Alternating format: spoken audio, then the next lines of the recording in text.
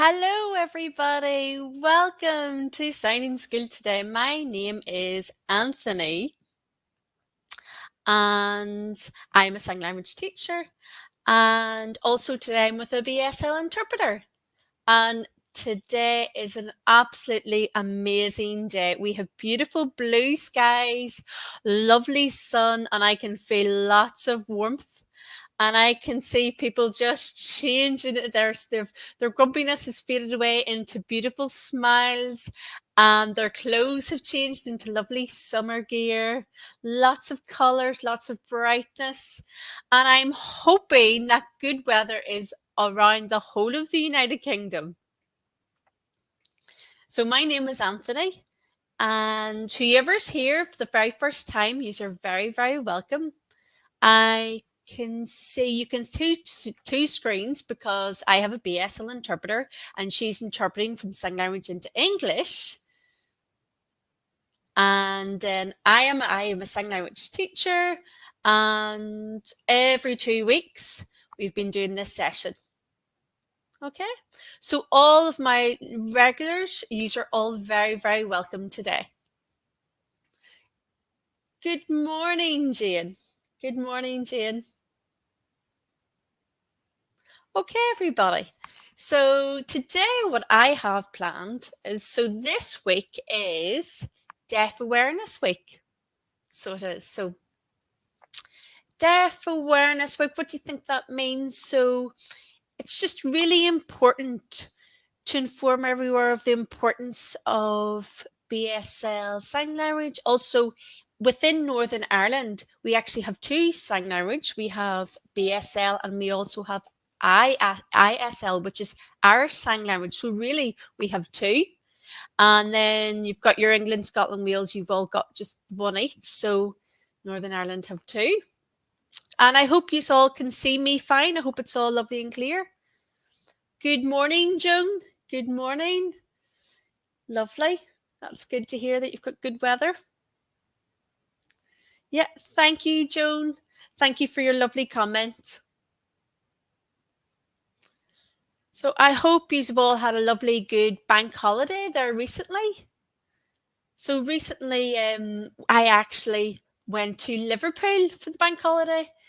I have my two sons, and we actually went over to watch a football match at Anfield, the Liverpool Stadium, and it was absolutely amazing. I had been before, maybe I think about 20 years ago. Oh, it was brilliant. It was amazing. And the weather was brilliant, and we had fantastic seats. We were near the cop stand, so that's like where all the real strong Liverpool fans go. You know, we've got lots of singing and lots of flags. Really good, lively banter. And obviously, and also positively, Liverpool won 4-2. So it was even better. It was a brilliant result. Yeah, so and then after that, we drove all the way down to London to visit my two sisters who live there. So we had a fabulous bank holiday, and I hope you all had too. That's right, Joan. Yes. Charlie, yes. Charlie, he was singing, yeah, with the Liverpool theme, "I'll Never Walk Alone." Really interesting. So, uh, about 20 years ago, everyone would have said, Liverpool's the best stadium in the world, and the best song. And it didn't really impact me because I obviously can't hear the songs. So when my son Charlie, then he started signing the song, oh, it clicked with me, you know. Oh, he matched the song. I really got the impact of it. And I just thought, and I could, through the hearing aid, I could hear both. And I just thought it was amazing. It was amazing. And Charlie's so passionate. He's so passionate. Actually, I think he's more passionate than me about Liverpool. So, okay, everybody. So, today, what we've got planned. So, as I said, it's Deaf Awareness Weekend, or week, sorry, should I say. And it's really, really important to promote sign language and to promote the understanding of deaf culture, what the language means, deaf history as well. So if you have any questions you would like to ask me, please put them into the comment section. Or if you want me to teach you anything specific, anything at all, put it into the comment section. I am happy to teach you. So a lot of people think, sign language isn't that popular, but I just want to go through the history of it. So way back in 1890, there was a massive conference in way back in Milan where they actually believed that deaf children should be taught through a way of speaking rather than signing. And they believed that if they signed, then it would then impact their reading and their writing, their literacy skills. So they wanted to push for, it's called oral. So that's when they're pushing deaf children to speak. So similar to other languages, teaching different languages and then you would match by speaking. And then they believed that that process then would improve the reading and writing. And they thought sign language wasn't helpful. So at that time, back in 1890, they decided to ban it. And then what happened? It was a real dark time for the deaf community. You weren't allowed to sign. You weren't allowed to have it in the workplace, or even among friends. So it was a really difficult time for the deaf community. And also those, that learned, there was plenty that could learn really well through that method. However, there was many people that struggled at that time. Yes, Jane, yeah. So we're talking about structure of sign language. Yeah. So what do you mean, Jane? The structure of signing? So that's the sign for deaf. Yep. Okay. That's the sign for hard of hearing. So really, we those signs, that's that word hearing impaired. Really, those words, what we would say is this is a sign. So that's the sign for hearing impaired. Okay, so that's a sign for impaired. So that's impairment. What that means is damage. That's also the sign for damage. So really, within the deaf community, they dislike those words, hearing impairment. So really, those words within the deaf community aren't used. So it would be deaf. Really interestingly, before years and years ago, a lot of people would have labelled a lot of deaf people deaf and dumb. That was a very popular term. Dumb meaning they can't speak. So that was a very popular term. That is now stopped. That is now rid of. So now it's changed on to, deaf, hearing impaired.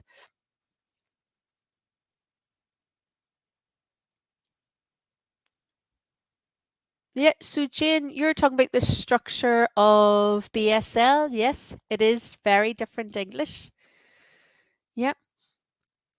So it's really hard to explain. So in English, you've got your structure. BSL then is the syntax is totally different. The structure is totally different. For example, I'll give you just an example. So I was explaining before, I think we always put the topic, at the start. Any topic at all, anything, for example, say, for example, your car. So your car is always at the start. So you point to your car. So it's like you're telling a story about the car. So within English, you would say, say it's a red old car, say, or it's a old red car. But in BSL, the car would come first. And then you'd say it's old or it's red. Or if you're talking about, say, a person. So you would then describe the person. You'd say, what type of hair they have, and then you would describe them, what color it would be, is what type of hair they have, curly, long, short, or you'd then explain what their eye color are. So you would do that afterwards. You would do that after. So the topic's always first. And it's going to talk about then the past and the present and then the future as well. So we don't want play. So through play then, so playing, so there's a lot of like ing that we don't use. So it's or played. So the ed in English, we don't have an ed as such. We use the time. We use the time to represent where it is in regarding to past, present, or future. So you'd have your topic first, and then you would have your action. For example, so I would say the river. I'm walking. So in English, it would say I'm going for a walk alongside the river. So that would be English. So you can see how different it can be. And also then with time, then you'd say yesterday. So you'd say the river, I was walking. And in English, you'd say I walked, or you know. So it is complex. It is complex. Or if you're talking about the future, you'd say will be, or you'd say tomorrow. So you'd say tomorrow, taking a walk, or you'd say yesterday, going by the river for a walk. Or you're talking about the weather, for example, yeah. So you'd say yesterday, the weather, it was raining. So you'd say today, the weather is sunny. It's beautiful. Tomorrow, the weather, it's going to be sunny and hot. So it's, you can have your time, your topic, and then your action, your story, your adjectives. So it is complex. It is complex. I hope you understand that. I hope that's clear. So yeah, you're talking about those words, those specific words that can be very sensitive in the deaf community, Jane. Yeah, still out there, yeah. So it's better just to say deaf. Or you could say, or hearing, hearing loss. You could use that one as well. I use that sign as well. And then that's a sign for hearing aid. That's a sign for hearing aid. Hearing aid. And that's a sign for cochlear implant. So it's 2 fingers on the head, cochlear implant. So it's hearing aid. Or you could have it straight on, yeah. Yeah. Yeah, Joan, that's interesting that you remember that from the 1950s, around about that time, about those terms, like the terms of deaf and dumb and various things like that. I remember, when I was growing up, I was roughly about 10 or 11. And I remember, and I remember people saying, he was deaf and, they almost, oh, it's going to be such a hard life, becoming deaf. And I remember now, it's absolutely changed. Absolutely changed. But I would say back in the 1950s, it was very difficult for the deaf community. Very difficult. But now, thankfully, there's positive changes within society. And the most important thing is access. Number one, access for the deaf community. Need access. And then also another important thing is for people to accept, who the deaf community are and that we're proud. We have a beautiful language, beautiful, and that everyone accepts this. Give me an example. Um, you know, there's a lot of variety within the community, and it's really, these are really, really important. Have a really, really good attitude about sign language. So, when at the time when the sign language ban back in 1890, for years and years, then right up until the 1960s, I think 1950s, then deaf education was terrible. It was terrible. Deaf children fell way, way behind right through 1960s, 70s, 80s. It was terrible. And then could you imagine them back in the education, the teachers were teaching through, oral. So that meant children had to just constantly watch the teacher's lips for their lip patterns, and it was so difficult for them, and they had to concentrate. You can imagine the concentration, having to watch a teacher. And deaf people within the deaf community have amazing concentration skills because they're so used to this, but it would leave you absolutely exhausted. So meaning then their education then would have fallen because they've been so tired doing this day in, day out, you know, every year in school, and then continuously falling behind in school. And then so their confidence falling, then they're feeling that they just can't do. And then research shows that, hearing children from about the age of 9 say, their reading skills. For a deaf child at 16, that's what they have. That's their reading skills. So when they get to about 16, uh, usually their reading skills and their writing skills are matched of a hearing child aged 9. So that's the difference there can be between deaf children and hearing children. You know, the deaf children and hearing children's brains are exactly the same, but it's access. If that child has full access within the education setting, within the family setting, within social settings, that means they can thrive and they can just be on the same level as hearing children. Yeah, that's right, Jane. Yeah. It's all about awareness. You're right. You're right. And this is why we're trying to get everyone informed. And the deaf community works so hard promoting sign language and deaf awareness. Yeah, that's right, Joan. I agree 100%. Sign language is an absolutely beautiful language.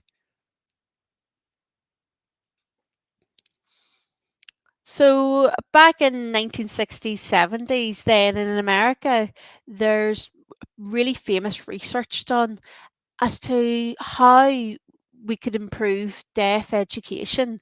Because they could clearly see that it wasn't working and there were so many children falling behind.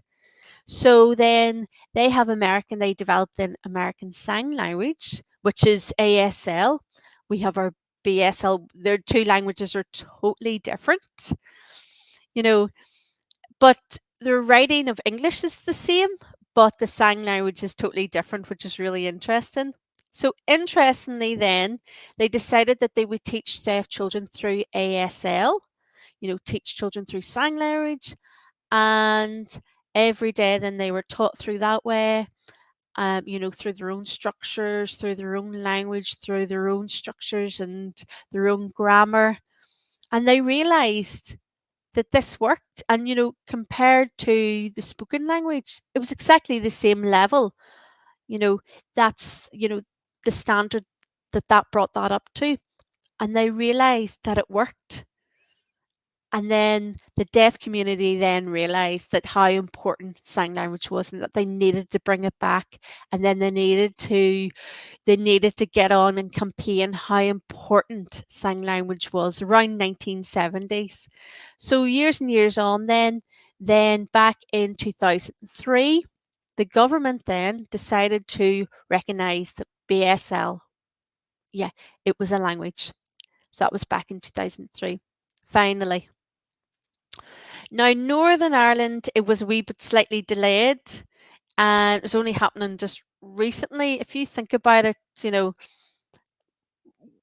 only it's only been recognised there, so about 20 years ago, which is shocking, really. So, but that's why it's still gaining.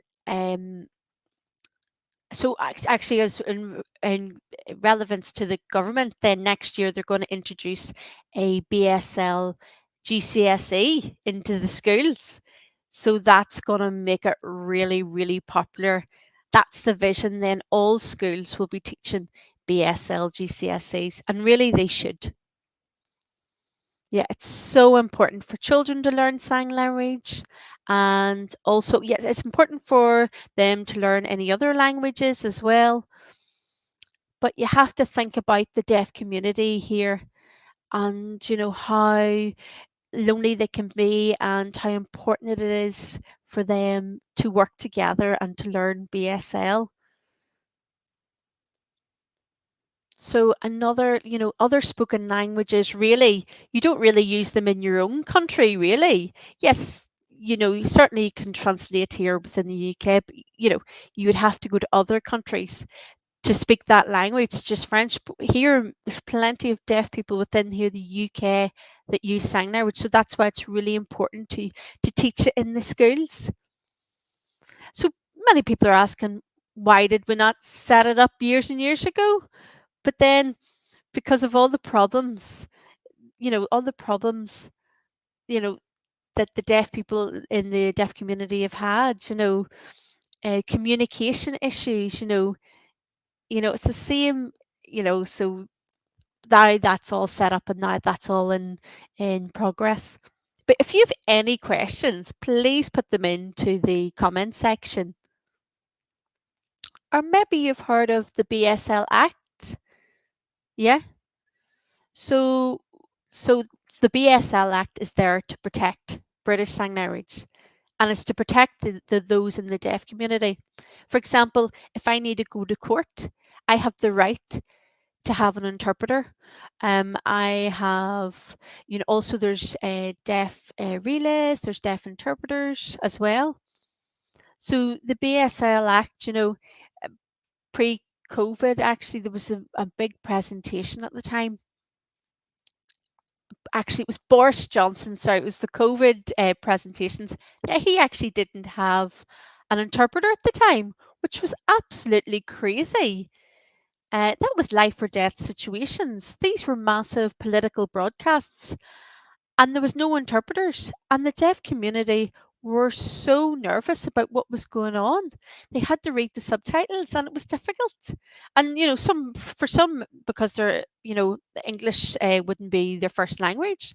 There was uproar that Boris Johnson at the time didn't have an interpreter. And then finally, there was new one act, and then recently, then that meant that they protested against the government. And just recently, then that meant that they have to have an interpreter there. Scotland already have interpreters on political broadcasts. They've been doing that for a couple of years, and also Wales, not in Northern Ireland. Why? Because Stormont collapsed there, and we've been waiting a long, long time. Recently, Stormont has got up and running, so hopefully this will be implemented soon. So this was all to protect British Sign Language. So my personal experience, that's my journey. So I actually went to deaf school in a deaf school in England, and when I finished school, then I went off to university, got my degree, and then I was roughly about 18. I think it was about 2003, roughly. Yeah. And then I knew that I needed to be provided an interpreter for my education. So before that time, would I have been entitled an interpreter? You know, if I don't think so many years ago. It was only for that interpreter and I had the access, then I got my degree. I did well in my education and then I did my postgraduate degree and I got my qualification in my teaching. And I can see it lots, lots within the deaf community that's happening, but access is key. And also, for, you know, need it for your, for example, even going off to the cinema or going on to a tour of some sort, or even for your mental well-being, even going to something, you need to have an interpreter or you need to have subtitles. But when you don't have that, then you're struggling. So it means when I'm going off to these different events or what it is, I don't enjoy it as much. So access is key to enjoyment, relaxation, well-being, work life. So now it is getting better. It is getting better. Slowly but surely. Slowly but surely. Yeah, Jane, yeah, you're saying, I was just reading your comments. Yeah. Yeah. No, the BSL Act hasn't come into play into Northern Ireland yet. Yeah, you're right. Hopefully soon. Yeah, I feel possibly maybe next year, maybe 1 year's time. The framework is prepared. There's a DFA community group. They have this all ready to go, but it all needs to be approved up in Stormont. Hopefully, it'll happen quicker. We'll wait and see. Yeah, Joan, you're right. Yeah, subtitles. Yeah. So on the difficulty with accents, yeah, I totally get you. Yeah, yeah. All the various accents around the world. Yeah. And interestingly, within sign language, we have our own regional signs. From somebody's sign, I can recognize where they're from. I can recognize whether they're from England. Obviously, I can't hear their accent. For any hearing person, I can't tell where that person's from. Um, but if, say, a person came from Spain, I wouldn't know if they were from Spain or not. But I can catch through their sign language where they're from. Jane, yeah. Well, yeah, there's a lot of talk about this GCSE, but we don't know when it'll happen. Yes, I think in England it's 2025 they're setting it up in September. So it wouldn't be not this September, but the following year they're going to set it up in England. So I think after England then it'll move on to the next country. So you just have to wait and see. So just guessing, maybe perhaps in 2 years' time, maybe for here, or maybe not. Hopefully, it could be next year. And it depends on as well the education board here in Northern Ireland and the examining board. CEA, it depends on them too. Yeah, good question. Jane, you're talking about GCSE BSL. And so we expect then the BSL then the GCSE to be equivalent of a level 1 or 2 in GCSE, or level 3 and level 4, and then levels. And then you've got your level 6, and then you've got your equivalent in the degree. No, the more questions the better, Jane.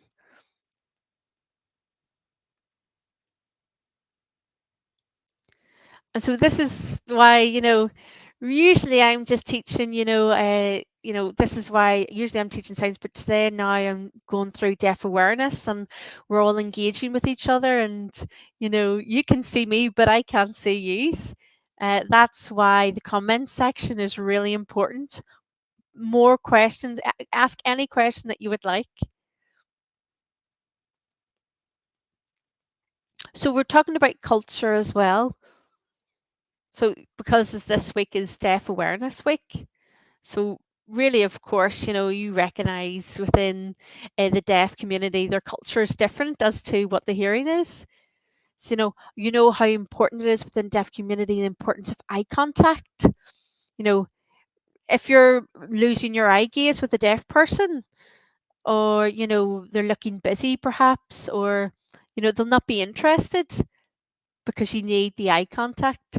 It's normal within the hearing community, you know, to have a conversation with somebody and look away from them. But within the deaf community, eye contact's really, really important. And also, you know, whereas in the also within the deaf community, the importance of, waving, getting the person's attention, by tapping them on the arm or banging on the table, say, for example. Or if you're in work, tapping the table, so they can feel the vibration or banging the floor, for example. So then the deaf person can feel the vibration. That is very big part of deaf culture. You know, that's funny. Some people in the hearing community can see that as quite aggressive, and I understand that and I get that perspective, but it's not. It's not within deaf culture. It's not.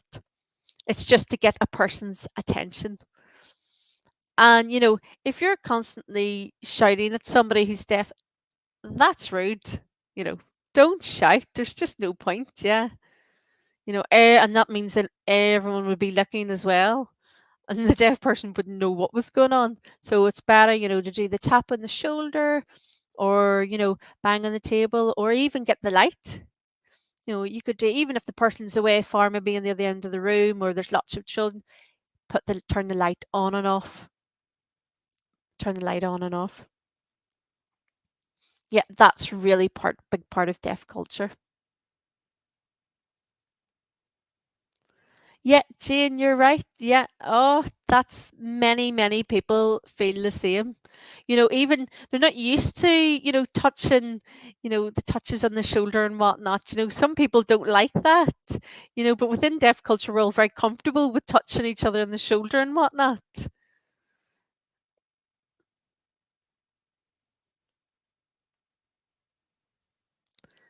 Yeah, no problem, Juliet. Good morning.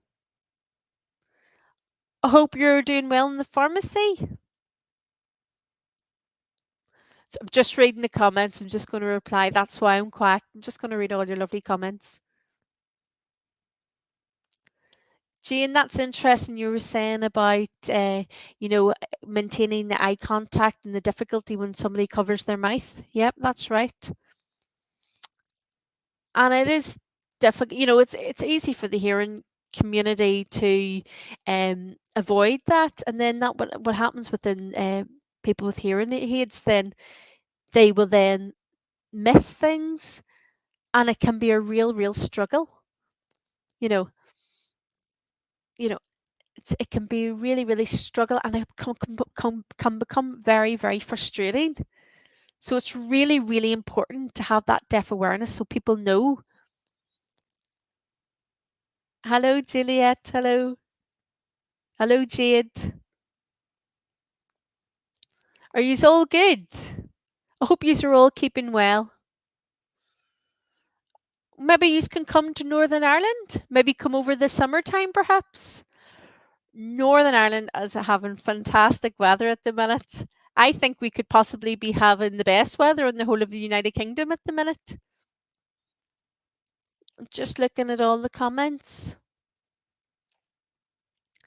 Yeah, that's right. Yeah, in terms of autism as well, that's our sign for autism.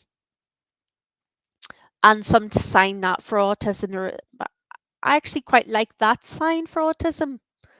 Why? Because that one, I'm not sure. It just looks like it's almost a sign for focusing on oneself, whereas that sign more represents, a lot of thoughts going on, in the mind. And lots of people have autism, so and also don't like to be touched. And also, those in the deaf community are aware that those that have autism, they will respect their boundaries. You know, there's we need to, also somebody with autism perhaps maybe has difficulty with eye contact. Recently, in one of my tennis camps, there was a child that had autism, and I had my interpreter there, and I knew already, you don't touch the child on the shoulder in any way. And I knew that I wouldn't be able to have eye contact with the child, really avoiding eye contact, but I understood that. But I worked it, and I with the interpreter as well, we no never we never had eye contact, but we actually got a good conversation flowing. And then over time, then eventually over time, the child then had had some eye contact.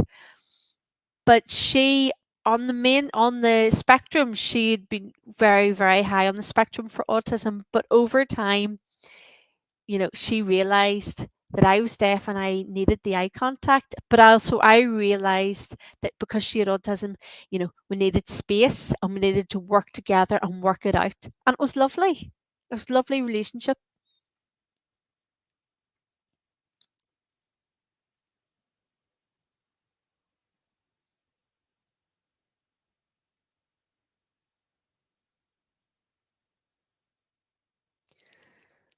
Brilliant, Juliet. You're going to come over for the summer. Brilliant news. I hope that sun stays right through.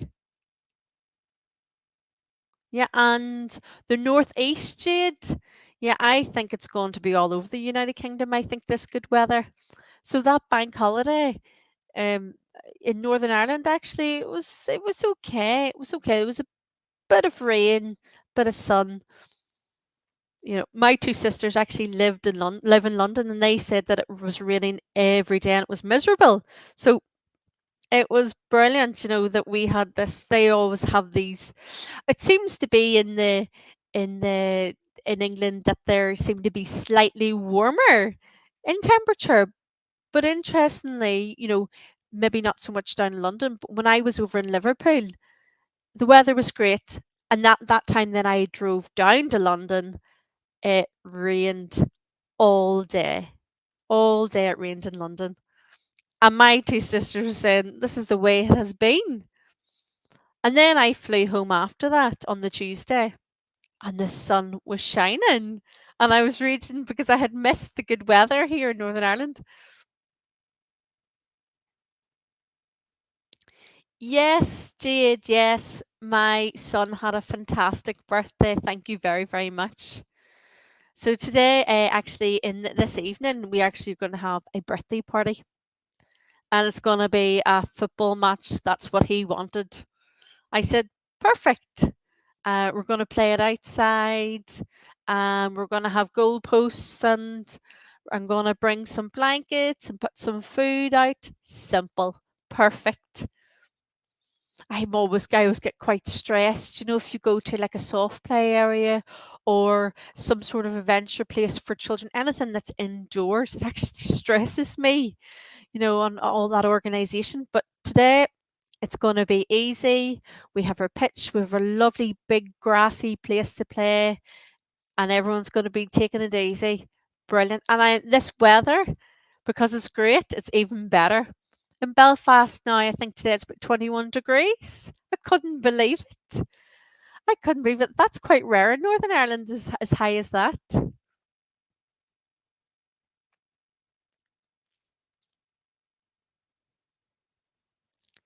Yeah, definitely, everyone. Okay. So I hope you all have a better understanding of deaf awareness. I've just given you a wee bit of insight into deaf history, deaf culture, and the importance of sign language, also its structure as well, and how different it can be to English. Hope you are all more clear on that. and that will give you a bigger understanding of the bigger picture, in regards to BSL and how different it can be to English. We don't follow English, it's completely different. And I hope you all have a great Deaf Awareness Week as well. This week has been a really, really great week for it. Really good. And I want to say thank you to all of you for your support and to the support of the deaf community, and all that you continue to learn sign language, because this makes a massive, massive difference. Even if you only know the tiniest bit of sign language, people will really, really, really appreciate that. Just, yeah, and also, it is important to have an interpreter. My wife is an interpreter, but, who we respect greatly. And, an interpreter there is like balancing the two worlds together. And we do really, really respect interpreters. But the deaf community do love direct conversation with hearing people, you know, and also for the hearing community to fully understand deaf culture and how even to work with an interpreter as well. And I want to thank you all for your great support and within the deaf community and within this Deaf Awareness Week. Okay. And also, I hope you all have a lovely weekend. And also, thank you to the Royal Voluntary Service as well for this opportunity for me to be on this platform. And thank you very much to my interpreter. And I hope you all have a fantastic weekend. And I'll see you all next time. See you all later.